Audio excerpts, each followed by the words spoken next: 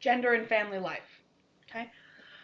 One of the things that we need to understand when we talk about gender is that this is something that we start to learn very, very early, right? Your textbook talks about sort of even things like even in utero, like men, like children who are identified as male or female are sort of like parents relate to them differently. They make different choices about nurseries, they make different choices about how they interpret sort of children. Um, you see all kinds of things in terms of how women, like how girl children are responded to versus how boy children are responded to, in that girls are less likely to be told don't cry than boys are, which sort of creates this socialization around masculinity and stoicism, and that connects to our idea about hegemonic masculinity earlier on. Um, there's conversations about like we teach gender through what chores children are assigned. So, for example, female children are more likely to be expected to cook dinner or wash dishes, and male children are more likely to be expected to mow lawns and rake leaves and shovel snow, which contribute to our sort of broader ideas about gender. And one of the things that this means is that children develop pretty quickly, like a pretty strong idea about their own gender about the age of 3, right? Like this develops really, really early. And that doesn't necessarily mean that it never changes or evolves, but like this develops pretty early for kids. And that sort of conversation is often it's often things that parents don't think about. Although we're getting to intersectionality in a bit, but we did talk a little bit about structural inequality and sort of like class stratification earlier on. Um, there are some possibilities, and let's be clear here, right? One of the things that I really like students to understand when we talk about parenting and family and all of that sort of stuff is that sociology as a discipline is really good at pointing out, well, that's a problem, and that's a problem, and that's a problem. And that's fine, but it's also really important to understand that parents aren't stupid, and no parent is sitting there going, gee, I wonder how I can mess up my kid today or set them up for a lifetime of suffering. Like, parents don't do that, okay?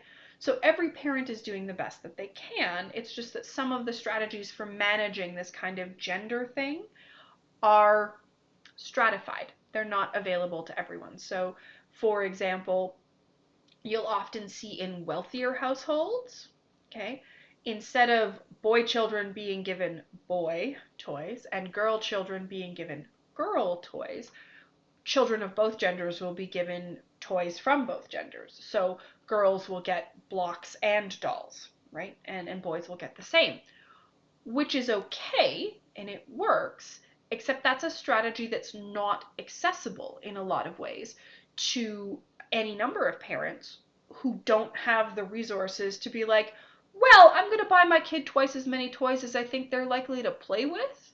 And that can be really, really challenging. And I also want to sort of highlight that access to strategies like that are also stratified and limited by time and an access to certain forms of education.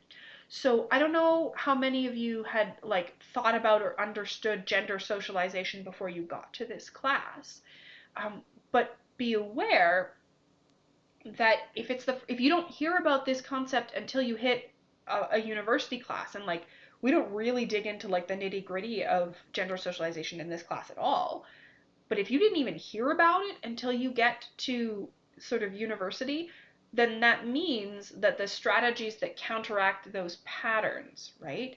Those ideas about expectations of gender to sort of shift them aren't on the radar of a lot of people, right? Just because they're not here, they're not in post-secondary education. So I do want to sort of point out that like there's a lot of ways, and we're talking about how the terminology for this a little later on in this unit, but the idea that expressions of gender are not, they don't exist in a vacuum. They're connected to expressions of class position. They're definitely connected to sort of racial, cultural, religious identities, and that different perspectives will have that sort of stuff. But rough introduction to sort of gender socialization in children. Um, but I also want to sort of do some discussion about the experience of family based on, like, the gendered experience of family in adulthood. And I sort of alluded a little bit to this when I was talking about sort of occupation and the idea of like who gets up in the middle of the night with the kid. But by and large, one of the things that we have seen in the last sort of 50 years or so is that women's social role has changed in much more than men's has, roughly speaking. And what I mean by that is that since the 1970s, women have been entering the paid workforce and taking on sort of traditionally masculine tasks of earning household income and sort of pursuing promotions and salaries and all of that sort of stuff. And like that has affected most women, right? I think something like 80% of women are sort of adult women are in the workforce right now, and that's insane for compared to like what was happening in the 70s, where you're talking about like 15. So women, by and large, have entered the workforce in really large numbers, which is great on one level, but it creates a problem on a different level, which is to say that none of the childcare or household management tasks went away when women stopped doing them in the house, right? Like, just because a woman is in the workforce from, say, 9 to 5 or whatever sort of other time period you want to talk about, doesn't mean that all of a sudden no one needs to cook meals, no one needs to get groceries, no one needs to do laundry. And by and large, that sort of like as women have moved into paid work much more than men have moved into domestic work. So what you sort of wind up with is that by and large, men and women are often both engaged in paid labor, but that on the whole, women tend to do more housework, sort of broadly understood. And when we talk about housework here, we're talking about like actual cleaning, like cooking and cleaning, but we're also talking about childcare, about elder care, about planning, about all of that kind of stuff. And if you've ever actually thought about how much work managing a household is, for those of you who have moved out on your own for the first time, you're like, oh my gosh, there's a lot of things I have to take care of.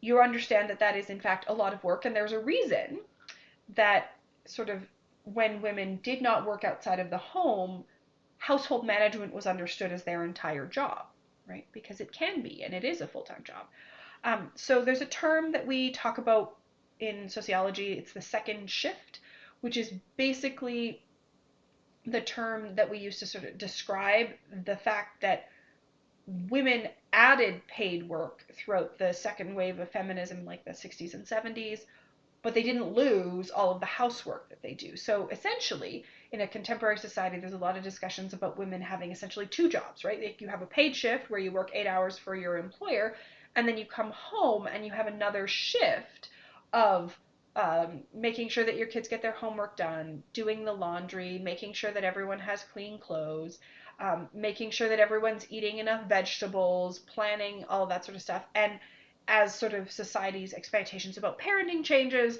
this also includes things like reading child development books, understanding if your child has a learning disability, caring for your aging parents and making sure that their needs are met. All of that stuff sort of contributes to a very different experience of family for women than for men.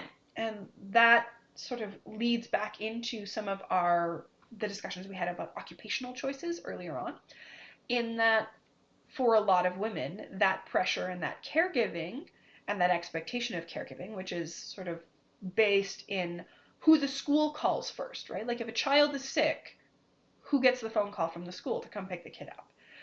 Because if that phone call always goes to mom, and we have some evidence that suggests that it more often than not does go to mom, then mom is going to be missing work unpredictably more often than dad is, which means that leads into all of our conversations about how competent does she seem? Does she seem like a leader? Does she seem good at her job? Because if she's not reliable, or she's perceived as unreliable because she's picking up her kid from school at sort of like unpredictable points in time, that's going to be a way of communicating that she's unreliable, and that's sort of going to sort of limit her professional and sort of occupational prospects.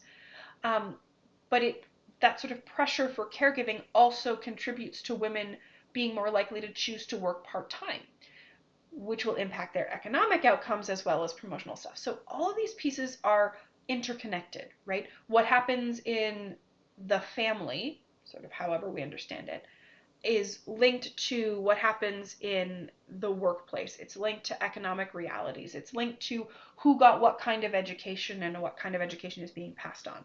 So I will sort of point that out.